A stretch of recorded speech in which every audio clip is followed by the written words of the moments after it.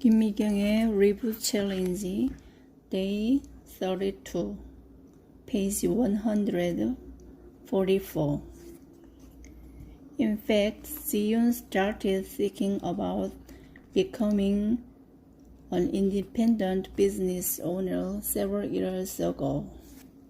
The widespread usage of smartphones changed the way people consumed media, and the company's book sales declined year over year, no matter how hard they tried to promote and sell them. The company eventually started putting pressure on employees to publish more books in order to maintain sales, which resulted in less time being given to publish each book. Publishing became a chore rather than the fun career it has been when she started. She was afraid that she was no longer contributing to the publishing of quality books. That's when she started thinking hard about how she could publish quality books that would safety both readers and herself. It seems to me that Ziyun was right to be concerned about her job situation, particularly because I've heard from numerous people that the publishing industry is contributing to decline and the market is growing smaller due to the limited number of Korean-speaking readers. I think you should be careful about quitting your job at this moment. But I know you are not the kind who can easily give up your dream, right? Honestly, I haven't had enough time to think ahead to what I would do and how I could become independent because I've been living in the present all these years. So I thought I should just consider that coronavirus is giving me some extra time to think more about it. But I don't know where and how to start. I've been working on salary all my life, and becoming an independent business owner is really easier said than done. Do you even think that's possible? Actually, you came to me at just the right time. Recently, I've been writing my life reboot scenario, and I wonder if it could be of help to you.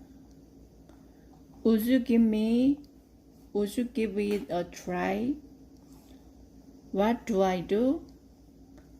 I'd love to give it a try.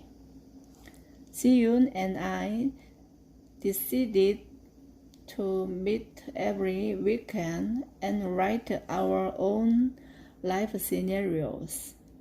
The first stage starts by analyzing yourself and the world. What are my core competencies that are still in demand? The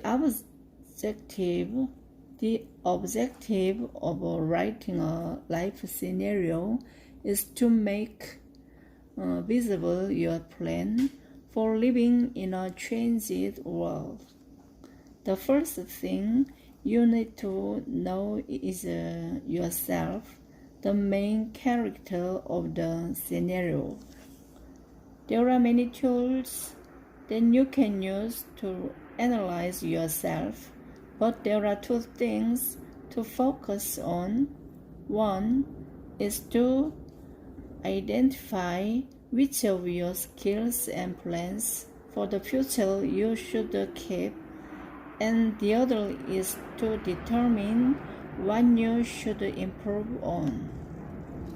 I asked Ji-yoon to write down which of her current job skills she thought might still be in demand in the post-coronavirus world.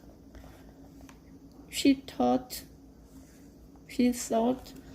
hard for a while before she came up with a few skills. I think I'm good at communicating with my writers.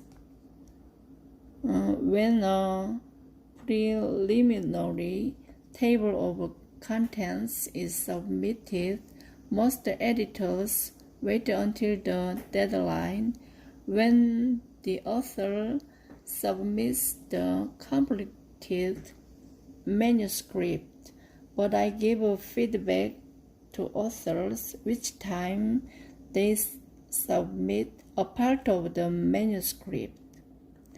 When I have time, I contact them by phone or visit them in person.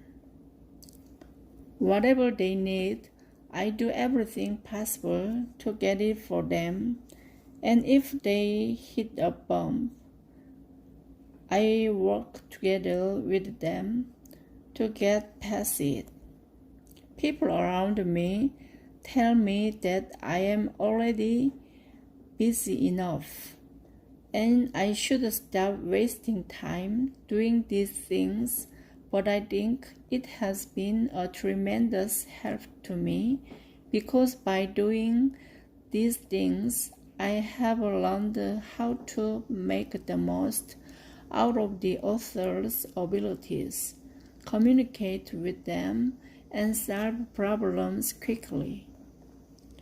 If you ask me, Ji-yoon's real competitive edge is her perseverance.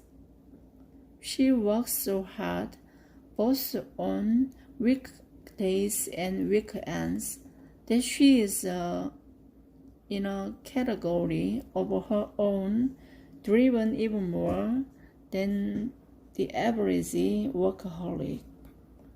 No matter how exhausted she is, she immediately perks up when somebody mentions something about her work. I myself am confident in my determination, but Ji-yoon is as determined as I am, if not more so. Ultimately, moving into a world with so many unknowns, you must decide what would be your safest bet for the future. Taking inventory of what you know now, what people value, and what you need to improve is critical for ensuring your success when the pandemic is over. Jenny is the managing director of our company headquarters. She is slow in almost every way, but when it comes to digital technology, she learns everything faster than anyone else. She taught herself and mastered YouTube to an expert level in a month, and now she is learning with me how to code. I can tell that she understands coding better than most people. If there is a task that makes young employees struggle, she can get it done in just a few days once she applies herself. But it seems that she is not aware of how good she is at it. One day, I told her how impressive her speed is when it comes to learning digital technology. She didn't accept the compliment instantly. She couldn't see it herself. Sometimes people around you know you better than you know yourself.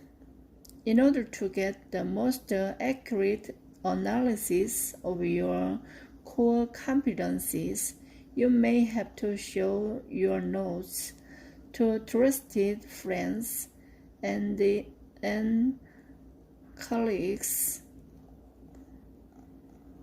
Ask them for their feedback if there's anything you missed or might have gotten wrong about yourself.